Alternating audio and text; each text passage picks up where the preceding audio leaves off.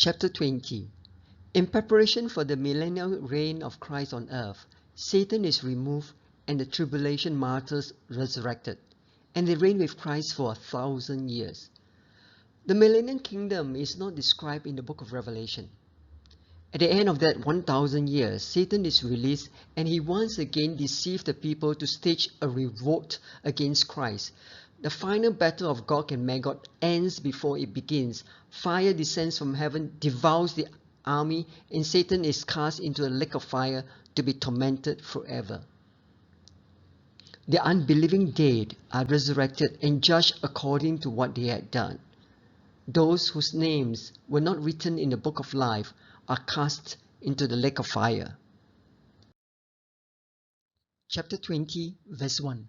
Then I saw an angel coming down from heaven, holding the key of the abyss, and a great chain in his hand.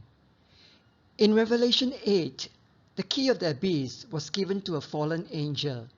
Here we find another angel coming down from heaven, holding the same key and a great chain.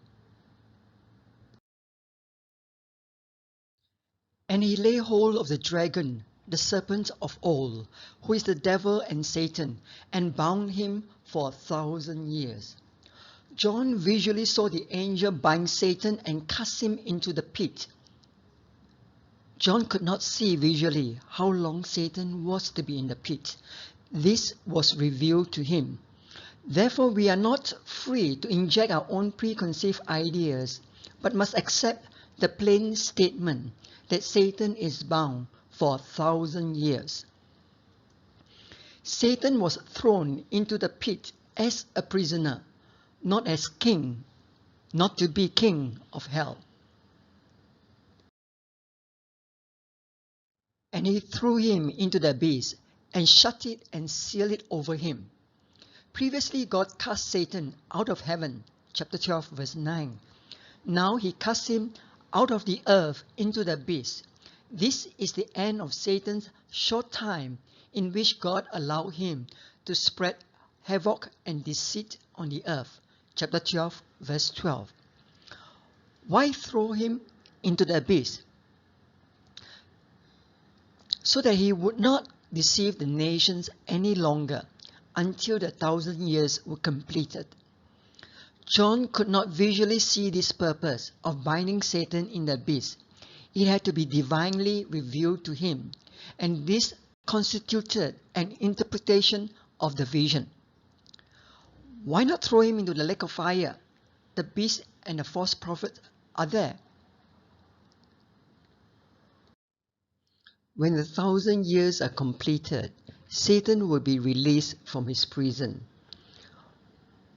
Why release Satan? First is to demonstrate the incorrigibility of Satan. That is, Satan is incapable of being reformed. The many falls of Satan. Satan fell from being a glorified angel to a profane devil who wants to be like the Most High. Originally, he still has access to heaven, appearing before God and accusing believers falsely. There was a war in heaven, and Satan was cast out of heaven permanently and restricted to the earth. He was defeated when Christ returns to earth and dismantles the kingdom of the beast. Satan was bound and thrown into the abyss for 1,000 years. At the completion of his long confinement, Satan will be released. But will Satan change his ways?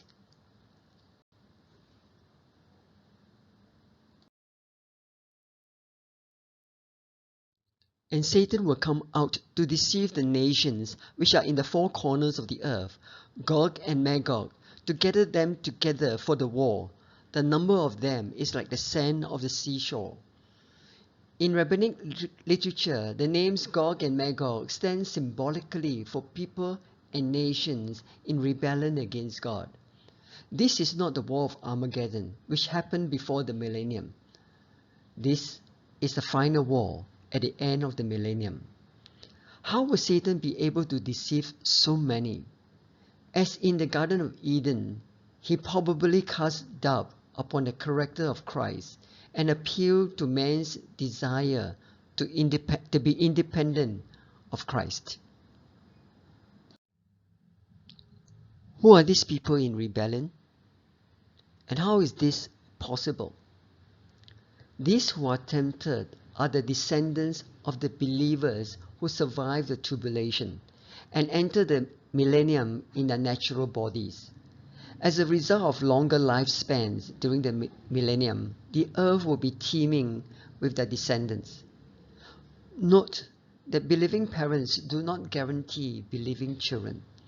So you, who are parents or grandparents, your responsibility is to share the gospel that your children may personally enter into the faith that you possess. How is this possible? Outwardly, the people have been required to conform to the rule of Christ and make a profession of obedience. Psalm 66 verse 3 says, "Because of the greatness of your power, your enemies will give feigned obedience to you." So in many cases, this was mere outward conformity without inward reality. And with little or no knowledge of the ways of Satan, they are easy victims of Satan's deception. Why release Satan? First of all, is to show that Satan is incapable of being reformed. Second, is to show the depravity of man, that whatever his advantages and environment is of no avail. Adam and Eve were in a sinless state. They were without the sin nature, but they failed God's test of obedience. Ruled by his conscience, under an internal standard of right and wrong, Cain committed the first murder. Violence and immorality spread. Rule under the law of God. The law of God was first given to the nation of Israel. Man failed to keep God's commands. The final test. Living in a perfect environment under the perfect government of God's Son. The sources of temptation today are Satan, the world, and the flesh. But what are the sources of temptation during the millennium? Satan is bound for 1,000 years and is not around to deceive the people. The world during the millennium would be radically different, no longer under the control of Satan, but ruled by the righteous Christ. His values and principles would permeate society. So we are left with the flesh. Man will finally admit the truth.